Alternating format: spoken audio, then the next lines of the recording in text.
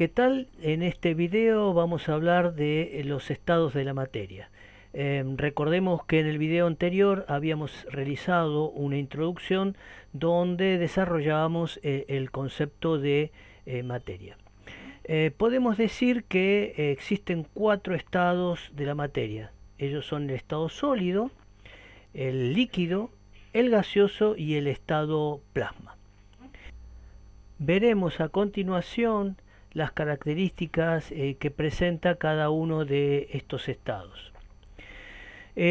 Podemos decir que en el estado sólido la materia posee una forma y un volumen propio, que son incompresibles, es decir, que sometidos a el efecto de la presión no modifican su volumen.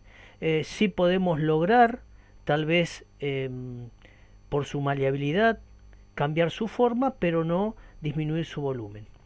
Tienen una elevada densidad y generalmente los sólidos poseen una densidad mayor a su líquido. Y bueno, aquí vemos entonces al Terminator de acero que se sumerge en hierro fundido, ¿verdad? Y esto tiene que ver con la diferencia de densidad que existe entre el estado sólido y el líquido. Tenemos que aquí también aclarar que esto es así en general, que un sólido tenga una mayor densidad en relación a su líquido, pero recordemos que hay excepciones, como en el caso del agua, donde el hielo flota en el agua líquida, tema que desarrollaremos más adelante para tratar de justificar cuáles son las causas que hace que el hielo flote en el agua. Por otra parte, podemos decir que en un modelo de partículas veríamos a las partículas de estado sólidas muy juntas y ordenadas. Esto hace que al estar muy juntitas también esté directamente relacionado esta característica con la elevada densidad.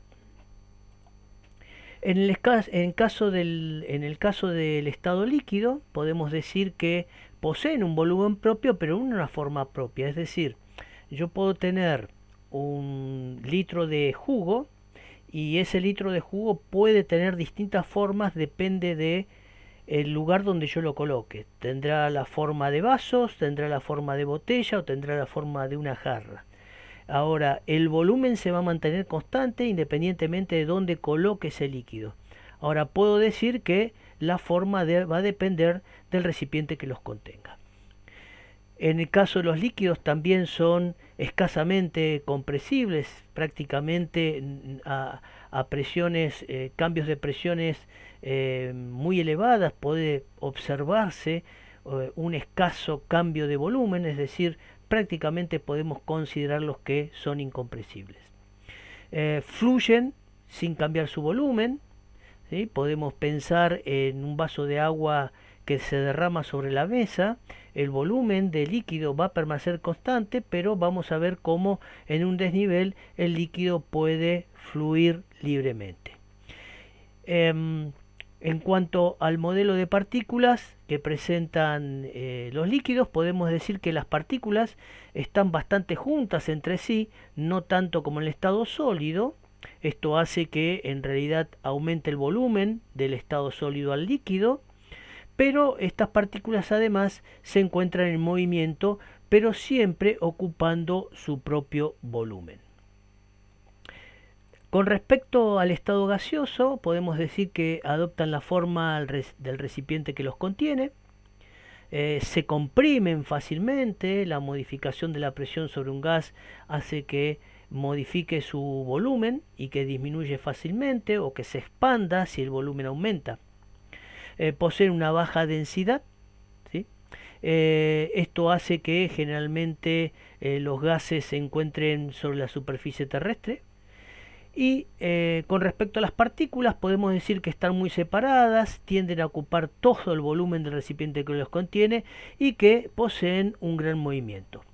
Esto podríamos percibirlo fácilmente si en extremo de una habitación uno abre una garrafa con gas, rápidamente yo podría percibir en otro extremo el olor al gas que se está desprendiendo de la garrafa, y esto tiene que ver con el movimiento que presentan las partículas.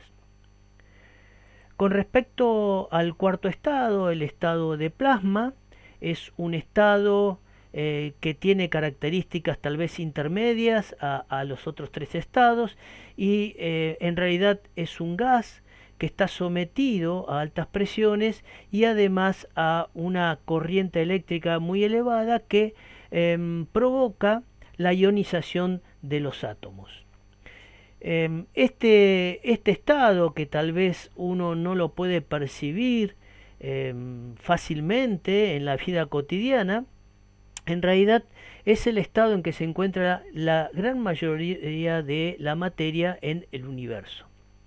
Si ustedes recuerdan, se hablaba de los TV plasma y esto tenía que ver con muchas celdas que encerraban a un gas, generalmente una mezcla de gases como neón, argón, xenón, entre dos láminas de vidrio y al ser sometidas a la intensidad de corriente, estos gases se ionizaban y generaban fosforescencia.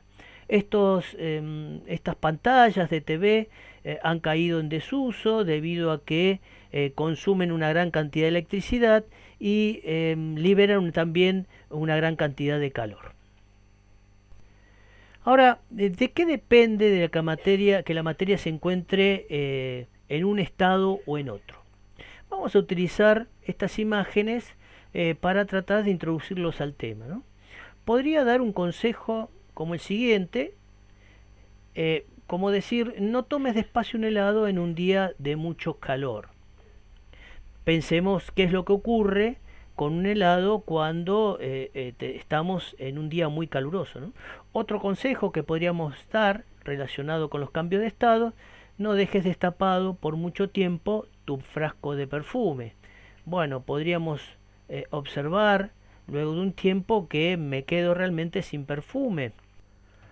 Por último, podríamos aconsejar que no se olviden las botellas que contienen un líquido dentro del freezer.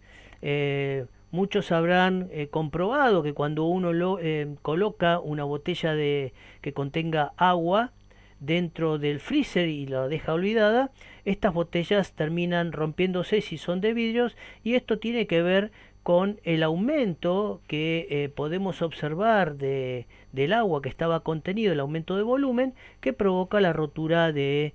Concretamente, ¿cómo llamamos a estos cambios de estados que se producen en la materia?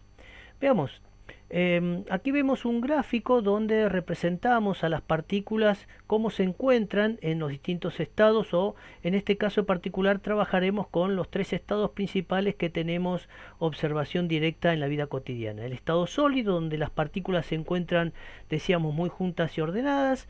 El estado líquido, ¿sí?, que necesita de un recipiente que los contenga, pero que posee un volumen propio, donde las partículas están un poco más separadas que en el estado sólido y poseen movimiento. Y el estado gaseoso, donde las partículas se mueven libremente y ocupan todo el volumen del recipiente que los contiene. Entonces observamos que el cambio de estado de sólido a líquido, es decir, cuando veíamos a ese helado, entre comillas, derritiéndose en un día de calor, decimos que ese cambio se denomina fusión. Es decir, los sólidos funden y pasan al estado líquido. Por otra parte, ese líquido puede pasar al estado gaseoso, y ese cambio de estado se denomina vaporización, evaporación o ebullición.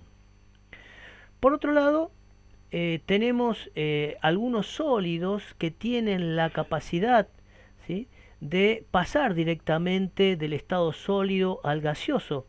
Ejemplo, aquellos sólidos donde yo puedo percibir fácilmente su olor.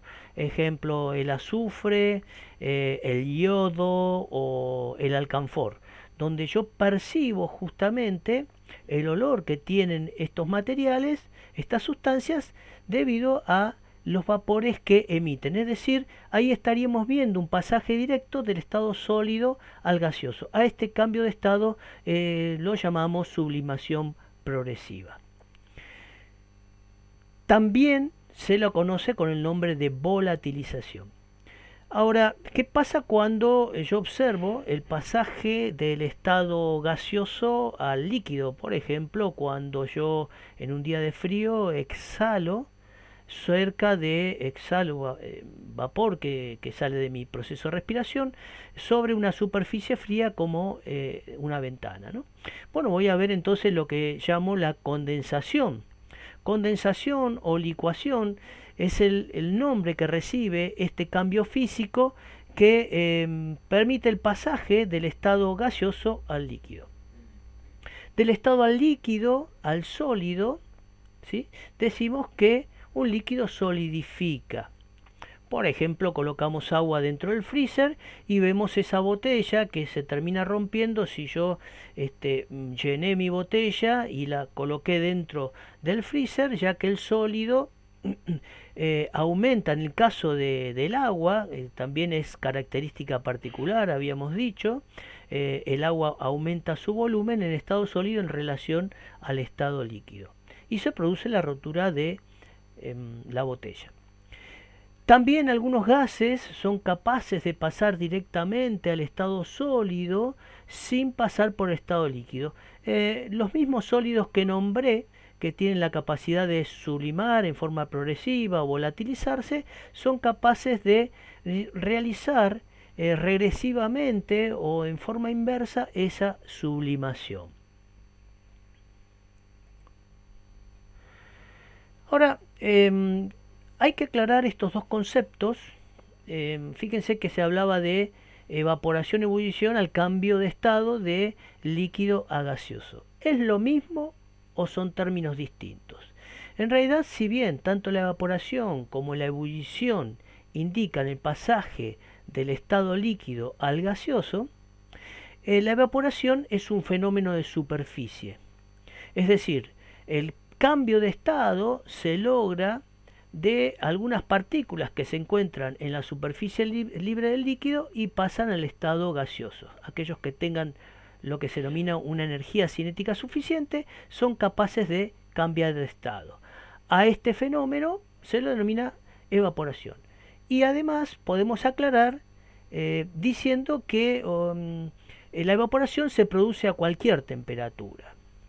Mientras que la ebullición se produce a una temperatura constante, que es característica del líquido, que va a depender también de la presión atmosférica, y el pasaje del estado gaseoso al líquido se puede producir en cualquier parte de toda la masa líquida. Y por eso yo voy a observar durante la ebullición burbujas. Esas burbujas son partículas en el estado gaseoso, ¿sí?, que están pasando de líquido a gaseoso en el seno propio del líquido. A esto llamamos entonces ebullición.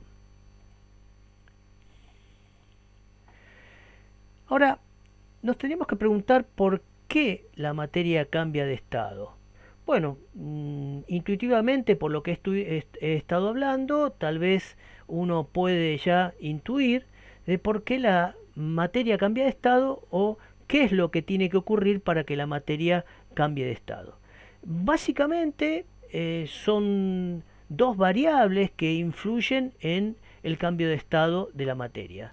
Las variables que influyen en los cambios de estados son la presión y la temperatura. Sobre todo la influencia de la presión se puede observar fácilmente en los cambios de estados que van del estado gaseoso al líquido, mientras que los cambios de líquido, de sólido a líquido y del líquido a gaseoso, se puede observar fácilmente cómo la temperatura influye sobre dichos cambios.